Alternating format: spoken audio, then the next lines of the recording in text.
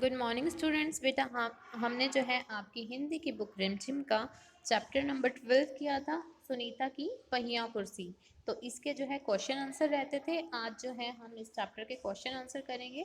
तो आप जो है अपनी बुक भी साथ में निकाल के रखिए, जहाँ से आप क्वेश्चन देखेंगे और साथ साथ अपनी नोटबुक में आप जो है इनके आंसर्स लिखेंगे। प्रश्न 1 है, सुनीता को सब लोग गौर से क्यों देख रहे थे? तो चैप्टर में हमने पढ़ा था सब लोग जो है उसको गौर से देख रहे थे। क्यों? क्योंकि वो अपनी पहिया कुर्सी पर बैठकर चल रही थी। ठीक है, तो हम इसके उत्तर में लिखेंगे सुनीता को सब लोग गौर से इसलिए देख रहे थे क्योंकि वह अपने पैरों से चलने फिरने में असमर्थ थी और पहिया कुर्सी में बैठकर चल रही थी। प्रश्न 2 है, सुनीता को दुकानदार का व्यवहार क्यों बुरा लगा? तो जब वो सामान लेने गई थी तो दुकानदार ने क्या किया था, वो थैली आगे लेने के लिए बड़ी ही थी कि दुकानदार ने जो है उसकी गोद में वो थैली रख दी थी। ठीक है, तो सुनीता ने पकड़ने के लिए हाथ बढ़ाया ही था कि दुकानदार ने थैला उसकी गोद में रख दिया।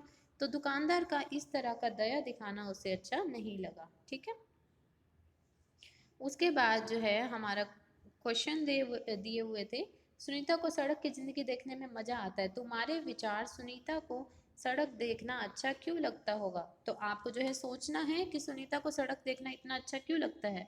तो सुनीता अपने पैरों से चल नहीं सकती थी, इसलिए उसे बाहर की चीज़ों को देखने का मौका कम ही मिल पाता होगा और वह अकेलापन भी महसूस करती होगी। इस कारण उसे सड़क देखना अच्छा लगता होगा ताकि वह बाहरी चीज़ों को देखकर अपना मन बहला सके। ठीक है, अब एक क्वेश्चन है कि आपको जो है आपके घर के आसपास जो सड़क है उसको ध्यान से देखना है और बताना है कि तुम्हें क्या क्या चीज़ें नज़र आती हैं और जो लोग खड़े हैं उस सड़क पर वो क्या क्या करते हुए तुम्हें नज़र आते हैं। ठीक है, ये जो है सब बच्चे खुद से करेंगे। उसके बाद नेक्स्ट क्वेश्चन है, फरीदा की माँ ने कहा था इस तरह के सवाल नहीं पूछने चाहिए। फरीदा पहिया कुर्सी के बारे में जानना चाहती थी पर उसकी माँ ने उसे रोक दिया। तो आपको ये बताना है कि माँ ने फरीदा को क्यों रोका होगा।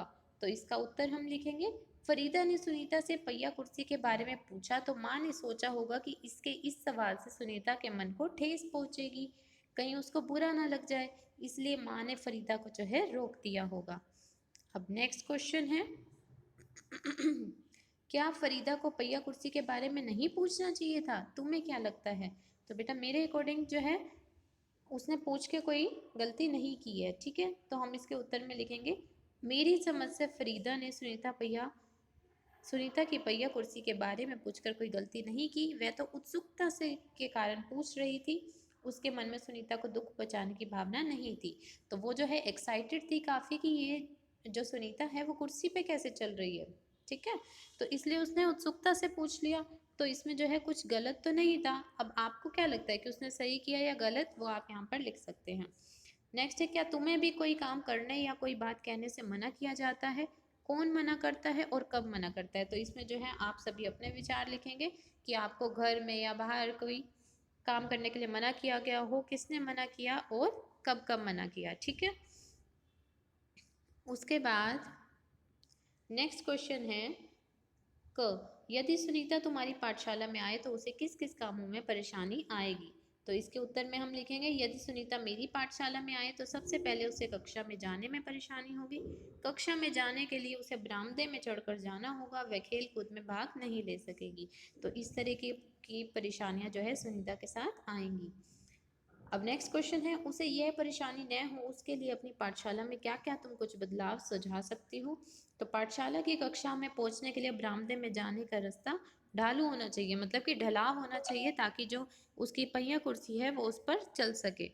ऐसा खेल भी कराए जाने चाहिए जिसमें विकलांग बच्चे भी खेल सकें, दूसरे बच्चे उनके साथ बराबरी का बर्ताव ना करें, ऐसी व्यवस्था करनी चाहिए। ठीक है, तो इस तरीके से हम जो है चेंज करके उनकी परेशानी जो है कम कर सकते हैं अपने स्कूल में। उसके बाद बेटा हमारा एक क्वेश्चन है, सुनीता के बारे में पढ़कर तुम्हारे मन में कई सवाल और बातें आ रही होंगी, वे बातें सुनीता को चिट्ठी लिखकर बताओ। तो आइए आज हम देखते हैं कि चिट्ठी कैसे लिखी जाती है। सबसे पहले हम जो है डेट लिखते हैं। ठीक है, उसके बाद हम जो है एड्रेस लिखते हैं, जैसे हमने यहाँ पर लिखा है A22 सेक्टर 3 RK पुरम नई दिल्ली। उसके बाद जिसको हम पत्र लिख रहे हैं उसका नाम लिखेंगे प्रिय सुनीता। उसके बाद हमने जो भी उससे बात करनी है वो हम लिखेंगे, जैसे कि सुनीता तुम्हारे बारे में जाना, मैं तुम्हारी हिम्मत की प्रशंसा करती हूँ, लेकिन क्या तुम्हारे मन में कभी इस तरह की बातें नहीं आती कि काश मैं भी सारे बच्चों की तरह चल पाती, दौड़ पाती, तुम्हारी तरह ही। ऐसे बहुत सारे बच्चे हैं जिनमें से कुछ चल फिर नहीं सकते हैं, कुछ सुन बोल नहीं सकते, कुछ देख नहीं सकते। उनके लिए तुम क्या कहना चाहोगी? इन बातों का जवाब ज़रूर लिखना। उसके बाद हम लिखते हैं तुम्हारी और अपना नाम। ठीक है, तो इस तरीके से जो भी बातें आपको जो है अपनी फ्रेंड से करनी है, आप एक ऐसी ही चिट्ठी लिखोगे। ठीक है, उसके बाद यहाँ पर जो भी बातें आपको अपनी फ्रेंड से करनी है वो ये लिखोगे। ठीक है, सब बच्चे ये करेंगे, ये वाला काम। सब बच्चे जो एक चिट्ठी लिखेंगे इस तरीके से ही अपनी फ्रेंड को। उसके बाद हमारा क्वेश्चन है, सुनीता ने कहा मैं पैरों से चल ही नहीं सकती। सुनीता अपने पैरों से चल फिर नहीं सकती। तुमने पिछले साल पर्यावरण अध्ययन मतलब कि ईवीएस की जो आपकी बुक थी में रवि भैया के बारे में पढ़ा होगा। तो उसमें आपने जो है रवि भैया के बारे में पढ़ा था, याद है आपको? रवि भैया को क्या था, वो देख नहीं सकते थे लेकिन फिर भी किताबें पढ़ लेते थे। कुछ याद आया? तो हमें ये क्वेश्चन बताना है वो किस तरह की किताबें पढ़ लेते थे। तो हमने पढ़ा था ब्रेल लिपि में लिखी हुई जो किताबें होती थी वो पढ़ते थे। नेक्स्ट क्वेश्चन है, उस तरह की किताबों के बारे में सबसे पहले किसने सोचा? तो उस तरह की किताबों के बारे में सबसे पहले लुई ब्रेल ने सोचा। ये हमने उस चैप्टर में भी पढ़ा था। नेक्स्ट क्वेश्चन है, आसपास में कुछ ऐसे लोगों के बारे में बात की गई है जो सुन बोल नहीं सकते। क्या तुम किसी बच्चे को जानते हो जो बोल नहीं सकता? आपको जो है अपने आस पड़ोस में देखना है, क्या कोई बच्चा आपके आस पड़ोस में भी ऐसा है। उसके बाद नेक्स्ट क्वेश्चन है, तुम उसे किस तरह से अपनी बात समझाते हो? अगर आपके आस पड़ोस में ऐसा बच्चा है तो आपको ये बताना है कि तुम किस तरीके से उससे जो है बात करते हो। उसके बाद बेटा एक एक्टिविटी दी गई है। ठीक है, सुनीता जैसे कई बच्चे हैं, इनमें से कुछ देख नहीं सकते तो कुछ बोल या फिर कुछ सुन नहीं सकते। कुछ बच्चों के हाथों में परेशानी है तो कुछ चल नहीं सकते। तुम ऐसे ही किसी एक बच्चे के बारे में सोचो। यदि तुम्हें कोई शारीरिक परेशानी है तो तुम अपनी चुनौतियों के बारे में सोचो। उन चुनौतियों का सामना करने के लिए तुम क्या आविष्कार करना चाहोगे, इसके बारे में सोचकर बताओ। तो अभी आपको जो है कोई एक ऐसा बच्चा सोचना है जिसको कुछ प्रॉब्लम हो, या तो वो बोल नहीं सकता, या वो सुन नहीं सकता, या उसके हाथों में कुछ परेशानी है, या वो चल नहीं सकता। उसके लिए आपको जो है एक आविष्कार सोचना है जिससे कि आप जो भी वो प्रॉब्लम फेस करते हैं उसको दूर कर सको। ठीक है, तो आपको सोचना है। उसके बाद ये बताना है तुम वो चीज़ कैसे बनाओगे, उसे बनाने में किन किन चीज़ों की ज़रूरत होगी, वह चीज़ें क्या क्या काम कर सकेंगी, मतलब वो कैसे उसकी हेल्प कर सकेंगी। उस चीज़ का चित्र भी बनाओ और उसके बाद आपको जो है उस चीज़ की ड्राइंग भी बनानी है।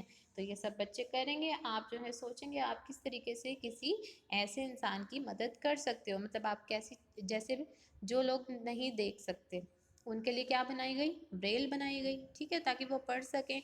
ऐसे ही जो लोग चल नहीं सकते उनके लिए व्हील चेयर बनाई गई, पहिया कुर्सी। तो इस तरीके से आपको भी कुछ सोचना है कि जो बोल नहीं सकते या जो सुन नहीं सकते या जिनको कोई परेशानी है हाथों में पैरों में, उनके लिए क्या आप कुछ सोच सकते हो कि आप कुछ बनाओ और उनकी हेल्प हो जाए। ठीक है, तो ये करना है आपको।